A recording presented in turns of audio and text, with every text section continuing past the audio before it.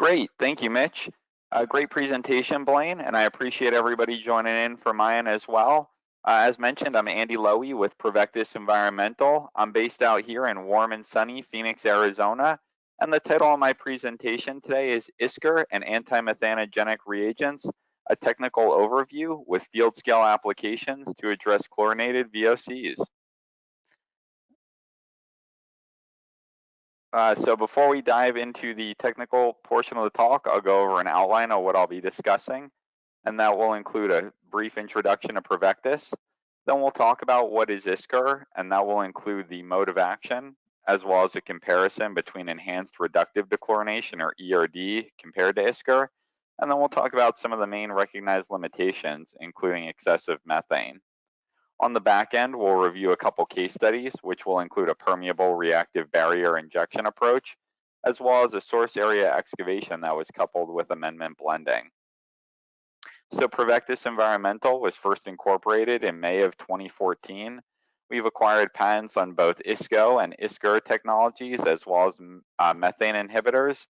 And our backgrounds here include environmental consulting, remediation contracting, as well as the development of advanced technologies.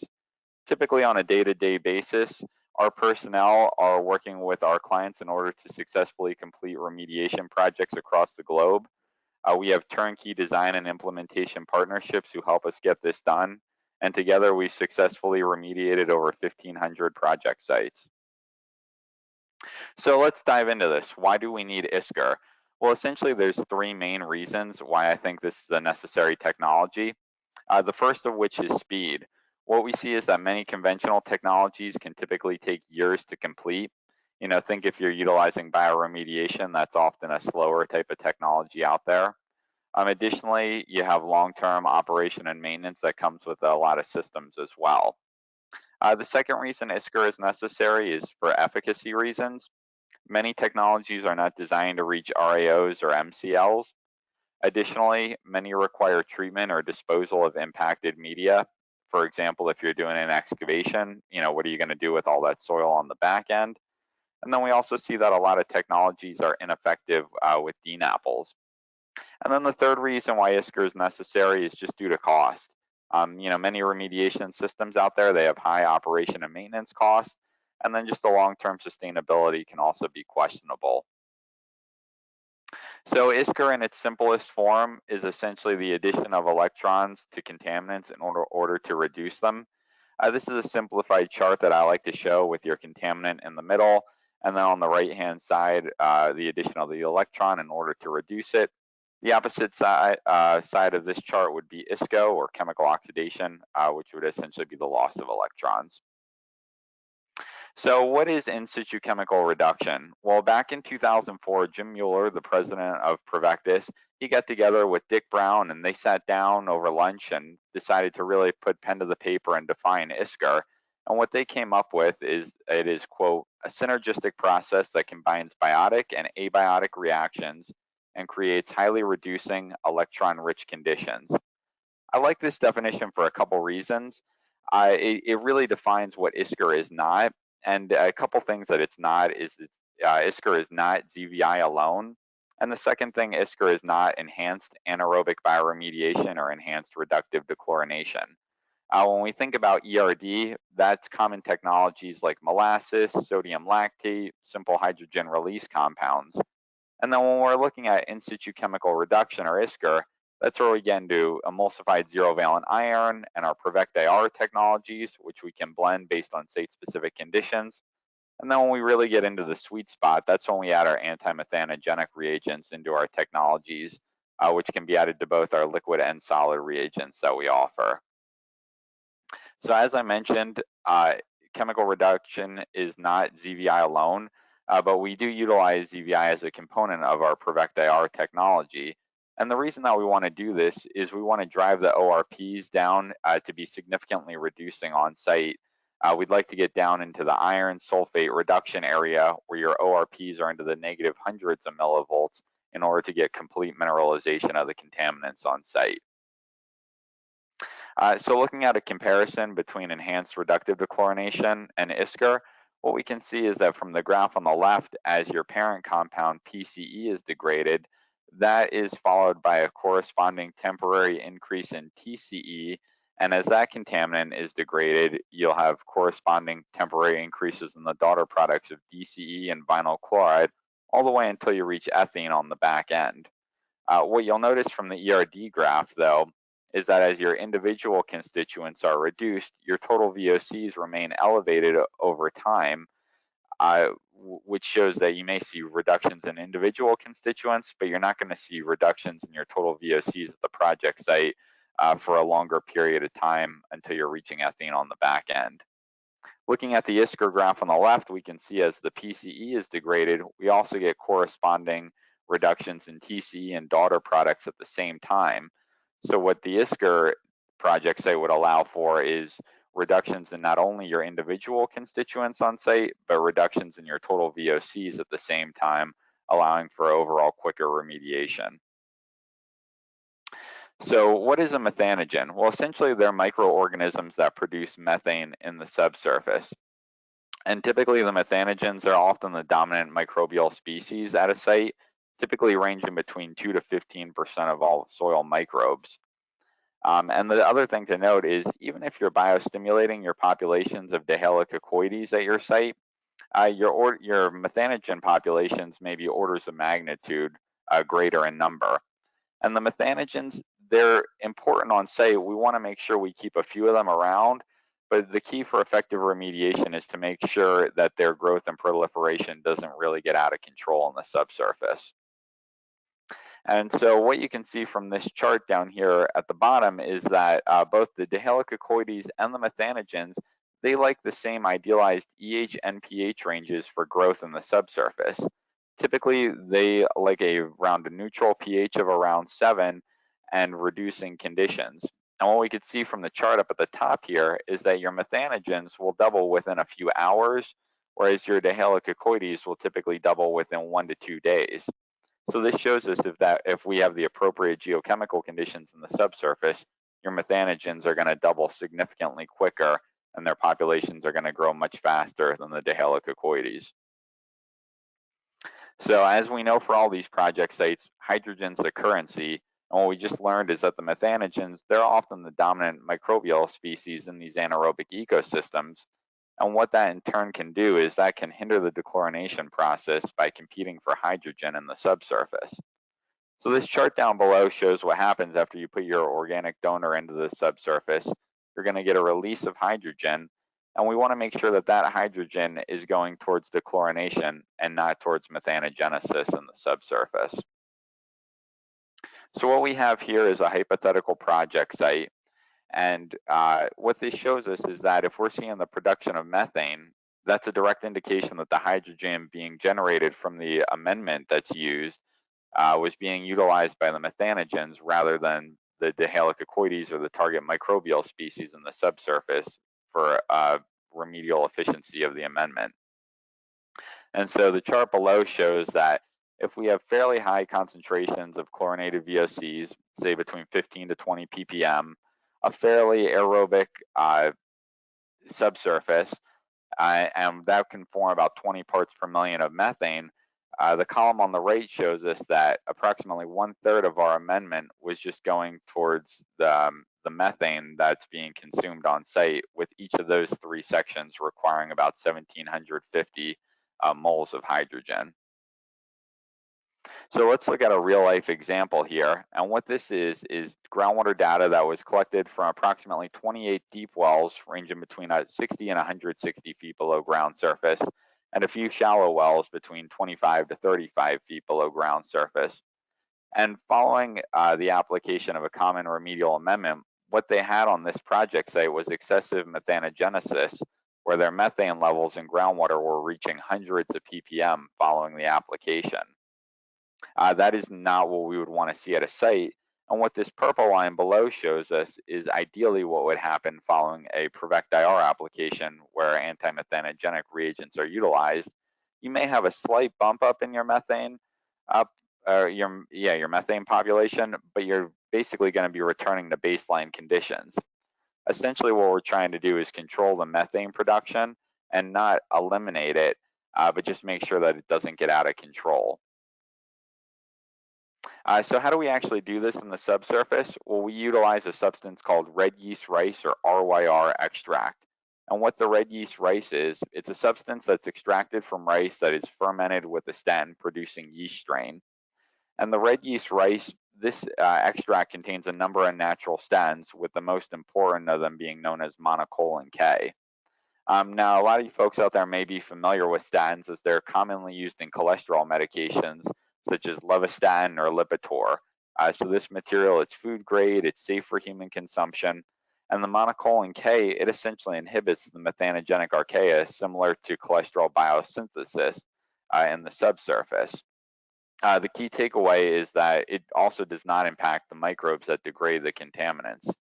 And then in addition to the monocolin K, the red yeast rice, it also contains 9 other statins, as well as monounsaturated fatty acids and other nutrients that will help stimulate the anaerobic bacteria in the subsurface. So how does this actually control the methanogens? Well, the bacteria cell walls, they contain peptoglycan, which is known as murin, and the methanogen cell walls, they contain pseudomurin. And so in the presence of the monocolin K and the other statins, the pseudomurin biosynthesis pathway gets interrupted, and that stops the methanogens from growing and continuing to develop in the subsurface and keeps their populations in control, which is what we want to see. Some other concerns that come with excessive methane. Methanogens and some other organisms have the potential to methylate metals, and therefore they're then not able to participate in their precipitation reaction. This can cause potential issues with things like arsenic on site. Sticking with our theme of the day, there's certainly some vapor intrusion concerns. Methane gas, it does have the potential to be explosive. It has an LEL of 5% and a UEL of 15%. So if you're working on active sites, such as dry cleaners or commercial manufacturing properties or in residential areas, it's certainly important to consider from that standpoint. And then currently 34 states have specific regulations for methane in groundwater, soil gas, or indoor air. And what we're seeing is that a lot of practitioners, they'll proactively design contingencies if their methane levels get out of control. And essentially, if you're utilizing the right technologies, that's unnecessary and could just be adding unnecessary costs to your project. Additionally, if you're doing that, you're also possibly ignoring the efficiency issues with the amendment you're utilizing.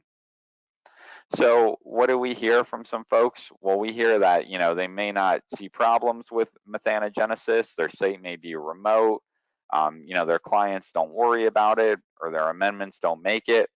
And our response here at Provectus is, you may be ignoring the efficiency issues, you're not worried about the money you're spending, you may not be looking for it, or you might not understand the benefits of controlling it.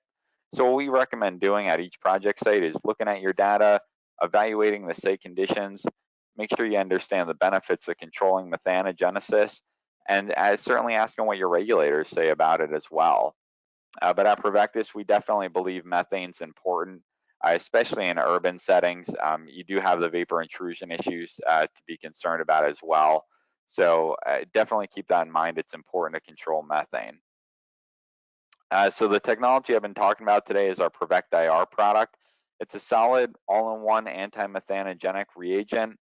It contains multiple complex hydrophilic time-released organic carbon sources. It also has 15% by weight or greater small ZVI particles. And I say 15% by weight or greater, being that it is a blend that we can make based on site-specific conditions. So we can vary the technology a little bit. It also has vitamins, minerals, and nutrients, including the red yeast rice extract. It comes with a chemical oxygen scavenger to help maintain the ZVI in the subsurface. And then depending on the scope and scale of your project, we do package it in 50-pound bags or super sacks. You can see one of the 50-pound bags here on the left with an actual image of the product on the right-hand side there. As far as the application method, Provect-IR is unique, being that it can not only be utilized in injection, but we can do backfill amendments for excavation or soil mixing. We do have sleeves for localized well treatments for 2 and 4 inch wells. For injection, if you're looking at source treatment, we can look at localized grid patterns. If you have larger dilute plumes, we could do plume management with down gradient permeable reactive barriers or a barrier at a property edge to cut off a plume. So now let's dive into a couple case studies that we have here. The first one is a site from up in northern New Jersey. This was a site with TCE, DCE, and vinyl chloride impacts. And what they did was a thermal source treatment with some Provectus down gradient permeable reactive barriers. The site geology out here consisted of fine sands, silt, and clay underlain by bedrock. And that was consistent across our target treatment zone of 15 to 60 feet below ground surface. We did include our antimethanogenic reagents with this blend. And one of the things that's unique about this site is this application was done in freezing conditions with snowfall. So you can see if you look at my pictures here, you can see that the trees are pretty bare with no leaves. So we don't have any snowfall, but it was definitely cold out there when these were taken. And what's unique is that the facility was allowed to remain open during the injection event. So we were working in these alleyways, installing the 2 permeable reactive barriers. We were also getting daily truck deliveries in order to receive the 140,000 pounds of Provectus that was applied. So it was a busy, active site. A lot of material was going into the ground. And that 140,000 pounds was applied across both barriers in 58 direct push points over 2 mobilization events. So looking at some of the data we have great results from 1 year post-application. In all of our target wells, the TCE was reduced by more than 99%, specifically calling out MW33D up here, where we went down from 184,000 down to just below 18 parts per billion in 1 year is just phenomenal. The reductions in the daughter products are also great as well. And Provectus, that will typically last about 3 to 7 years in the subsurface. So at this point, we would expect further reductions going forward, but we're very pleased with the results so far. The second site I have is for a former print shop and dry cleaner that was located in a residential neighborhood in Ocean City, New Jersey. The contaminants of concern out here were your common chlorinated impacts, PCE, TCE, and daughter products. The site geology consisted of sands that were underlain by a peat layer, with groundwater being fairly shallow at 4 feet below ground surface. And what's unique about this site is the client had done a previous limited excavation. They went back, did some additional delineation, and they found some more contamination in another area of the site. And that led them to decide to do another 700 square foot excavation to finish off the site.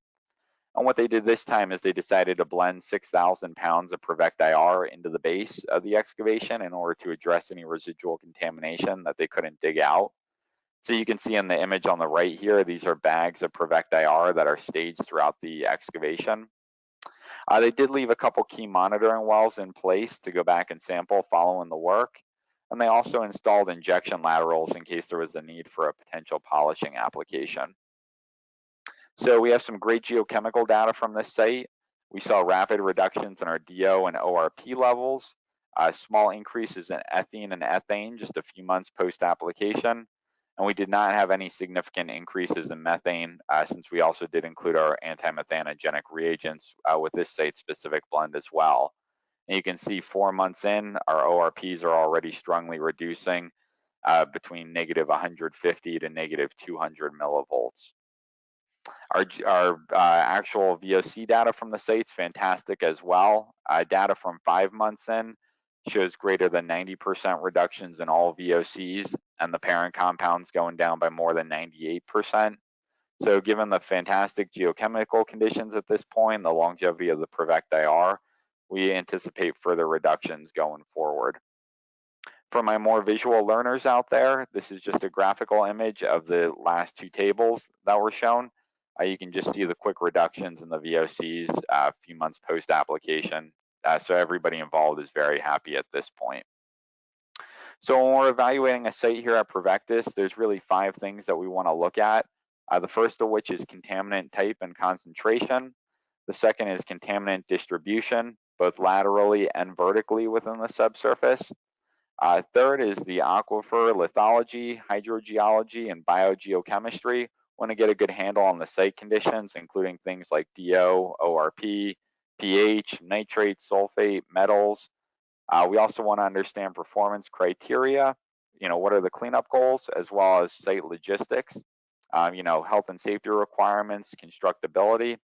How are we actually going to apply the material? So I do thank you for listening to my presentation today. As a reminder, we do offer complimentary site evaluation. We love the opportunity to review any performance data for any projects we're currently involved on. We can do turnkey, pay for performance, treatability studies, TOD tests, bench scale studies. So whatever your situation is, please feel free to reach out. My contact information is below, and I'd be happy to talk with you. Thank you and happy holidays.